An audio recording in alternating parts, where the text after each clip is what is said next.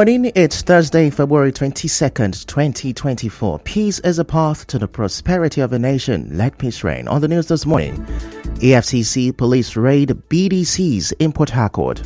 Growing case of political thuggery in River State draws concern.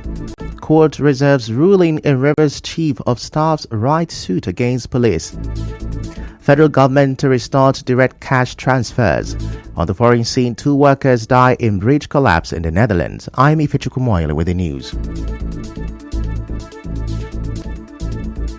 The Economic and Financial Crimes Commission (EFCC) and the police raided some outlets of the Bureau de Change operators in GRA and Rumola in Port Harcourt on Wednesday. Our correspondent who witnessed this reports that the EFCC operatives wore red jackets, were heavily armed and came in about 6 vans and a bus. Some BDC operators were taken into the vans. As you may know, a similar EFCC raid was seen in Abuja, Lagos, and Ibadan. A BDC operator, Orwell Mohammed, spoke on this. As a registered and licensed operators of BDCs, we have our own saboteurs. They might come and we might not know, and maybe they are the ones that are making all this speculation. They are making things very difficult for us. For the people outside the market, we are advising them that they should please, because these dollars, there is no way it will be going up again. There is no way. We will try our best. We will try our best. We will help the government and we will help all the people in Nigeria to see we bring it down honestly. The EFCC has yet to speak on these raids, but recall that they said earlier this month that a special task force has been set up in all its zones against the dollarization of the economy and the mutilation of the currency in the country. The Naira continued its depreciation on Wednesday, hitting 1,840 Naira per dollar in the black market.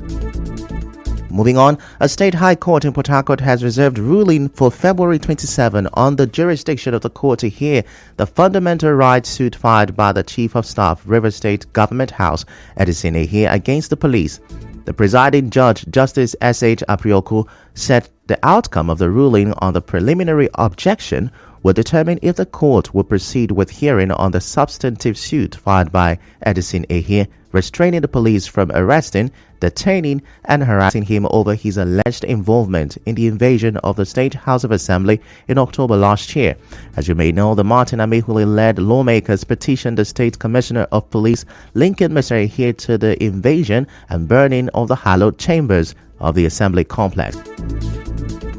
Meanwhile, the Ijaw Youth Council worldwide has condemned the harassment of the Chief of Staff at the River State Government House, Edison Ehie.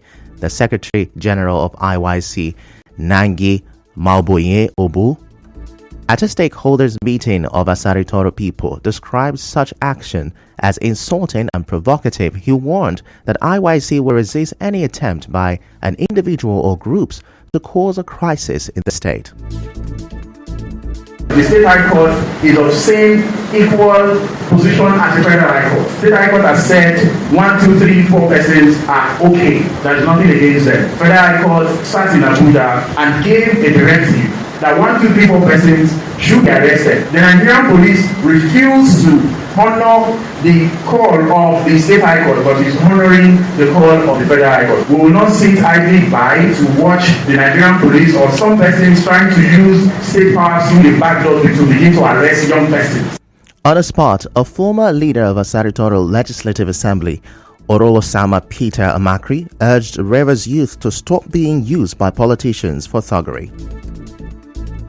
They said that we are the future leaders of tomorrow. One thing you should know, you are the one that will build yourself to that leadership. Those elderly people does not want to leave the leadership, so they always want to tag us to thuggery. That is the name that they will use to disqualify you, not to give you that position that you want. Because at the end of the day, they will tell the whole world, that boy is a tout, that boy is this. I was surprised that the youth cannot realize themselves. All the youth that have sense should take correction. Correspondent Mekwatoka reports that a former youth leader in Asari Toro, Richard Ebwelekro, said the youth of Asari Toro have resolved to stand by the Fubara administration. One of our resolutions is that the younger generation and also the stakeholders were going to keep behind Siminalayi Fubara. As a governor, we're not relenting, no amount of threats, no amount of agitation from any oppositions that is going to tether us. We're not relenting, we're not staying back, and one thing is key. Let me tell us for free that Siminalayi Fubara is going to serve for 8 years. Very circumstantial. Yes, nothing is going to shake it. That's what God had destined for him. In the meantime, a lawyer, Chioma Chukwu, has described as worrisome the growing cases of political thuggery in Rivers State. Recall that canopies, chairs and musical equipment were recently vandalized during political event in Ahoda West, Kana and Ichie local government areas. In an interview with our correspondent, Mr. Chukwu urged security agencies to promptly look into the destruction of properties at political rallies to prevent a breakdown of law and order in the state. The current rise in political thuggery in Rivers State is such that puts the image of the state on a bad and ill disposition. What it means is that investors wouldn't come in because of political thuggery, and it worries us more and most because this is not an electionary period. So for me, it is high time the IG of police, the director of DSS, and whoever that is concerned about the political disposition of Rivers State should at this point come in to question not just those who are perfecting these atrocities, but those who are also directing them to so do. Mr. Chukwu also called on the state and federation attorney generals to prosecute the perpetrators of these criminal acts. Recently, some group of persons were charged at the federal level on the offense or allegation of terrorism. What we also have in Rivers State today is a perfect example, a reflection of what should also be charged in the same manner. So I want to invite the Attorney General of the Federation to come into Rivers State and question those who are perfecting this evil to ensure that Rivers State exists as a state that is peaceful and capable of attracting industries and investors into the state like we have in Lagos State.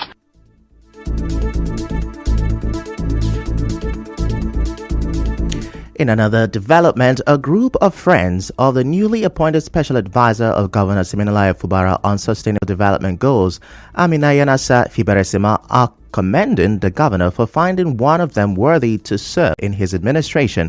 This is contained in a statement signed by 9 of them, namely Larry Amakri, Ibila Opiriabo, Iselema Amakri, and Abiye Harry. Others are Gift Oge, Davison Davis, Telema Duke, Dikianga Fubara, and Onengie West. The group, also known as the Concerned Friends of Aminayanasa Fiberesima, congratulated Governor Fubara on his victory at the Supreme Court. The statement said they are optimistic that the current administration, with the appointment of capable advisors, will address the issues affecting the people of the state. They further congratulated their friend Aminayanasa Fiberesima for his well-deserved appointment. Still to come, federal government to restart direct cash transfers. Stay with us. Do you need a professional caregiver to care for your loved one in the comfort of your home anywhere?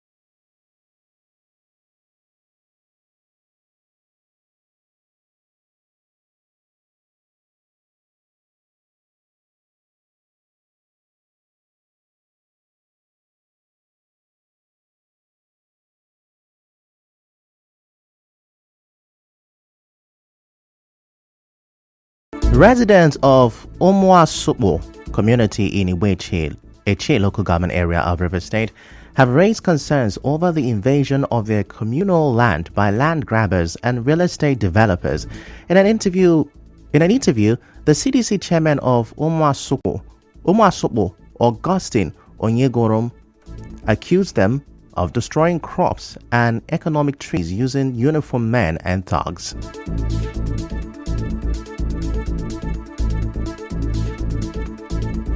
It's quite unfortunate that since 6th of December, dishonest land grabbers invaded our community farmland, and most especially those land grabbers who have no boundary with them. They are not even from our community. They are not even from our local government. We don't have any boundary with them. We've been trying all we could to stop them. They are well armed. It seems that these people are working with some security operatives in the state, and we've written to the Commissioner of Police, and nothing has been done. It's quite unfortunate, but we are telling the general public that whoever that is having any dealings with them in that land, they're on their own. We are not selling our land. Most of those lands have been sold long ago. Mr. Onyegorom also emphasized the threat to their lives by the land grabbers. He, however, appealed to Governor Siminala for intervention. Most of us who are the community leaders who are fighting the struggle, our life has been threatened severally. We don't even sleep in our houses, so we are afraid. We also at the same time calling the Commissioner of Police, the River State Governor, and DSS and other security agents to come for our aid. If anything happens to us, they should know that is these people that have been invaded our land, have been taking our life. It's them. So I want to make it known to the public. If anything happens to any one of us, they should be held responsible. We are calling the state government to intervene, to come to our aid, because the community is suffering. The level of damage they caused in our farmland is too much. He also dismissed the claim by the CDC chairman of Rumokurusi community, Osiwosu, that Rumokurusi community shares boundary with Omuasupo community. Correspondent Mekwatoka reports that Omuasupo Married Women Association protested last week at the River State Government House against harassment and destruction caused by land grabbers using uniformed men and thugs. Away from that, the River State branch of the National Union of Road Transport Workers, NURTW, led by Boma Tom George, has faulted claims by Monday Eliezer that he remains the chairman of the union in the state. In a briefing, the Assistant Secretary of NURTW, Chizi Eyi, described as misleading the alleged extension of Mr. Eliezer's tenure by the National Administrative Council. This is a constitutional matter. The National Administrative Council cannot extend their own tenure, not to talk of extending the tenure of Chief Monday Eliezer. Now, on November 30th, the election of the State Council of National Union of Road Transport Workers was held, and Honorable Ambassador Boma Tom George emerged as the state chairman. And since then till today, we have been holding series of meetings reconstituting branches as duly elected officers of the State Council. So, from where is Monday Eliezer telling people or informing people that he's the chairman? While recounting how Mr. Eliezer earlier declared himself as the vice president of the South-South states in the union, Mr. Eyi also noted that new administrative and zonal councils have been duly constituted. The National Administrative Council has been duly constituted, and the zonal councils has also been duly constituted. That of the South-South zone is being led by Chief Odi Kalango, who is the zonal national president. On the day of the said election of the zonal council, Chief Monday Eliezer was there. But the same Monday Eliezer, on 1st of June 2023, declared himself as the zonal vice president. The said Monday Eliezer was still there, wherein Chief Kalango emerged as the zonal vice president. Elsewhere, President Bola Tinubu has approved the appointment of a new Comptroller General for the Nigerian Immigration Service. She is Deputy Comptroller General Kemi Nandap. Announcing this in a statement on Wednesday, presidential spokesman Ajiri Ngelale said the appointment takes effect on March 1st, 2024. DCG Nandap will take over from Caroline Wuraola Adeboju, whose tenure expires on the 29th of this month. Similarly, Ibrahim Khalil Gaga has been appointed as Executive Director of Corporate Services at the Nigerian Export-Import Bank, Nexim. With over 25 years of experience in the banking and legal sector, Mr. Gaga was the board secretary and legal advisor at Nexim Bank prior to his appointment. In other news, the federal government is considering resuming providing direct cash transfers to 12 million Nigerians. The Minister of Finance and Coordinating Minister for the Economy, Wale Edu, made this known at the ministry's retreat in Uyo and Waibam State. The commitment was to make sure that we use technology to ensure that we have a seamless payment, a seamless movement between the register and the direct beneficiary without any manual processes in between. So it's taking time to automate that process. Immediately it's done, that direct payment will resume. And of course, we know that there have been about 3 million beneficiaries now. And now we'll bring you news from around the world. 2 workers have died in the Netherlands after part of an under-construction bridge collapsed. The incident in Lochem happened after cables snapped on a bridge arc being hoisted into place, which fell to the ground. 2 other people were injured and are being treated in hospital. That's a wrap on the news this morning. Before we go, let's have a look at the major stories. The EFCC and the police raided outlets of BDCs in Port Harcourt on Wednesday. The federal government is to restart direct cash transfers.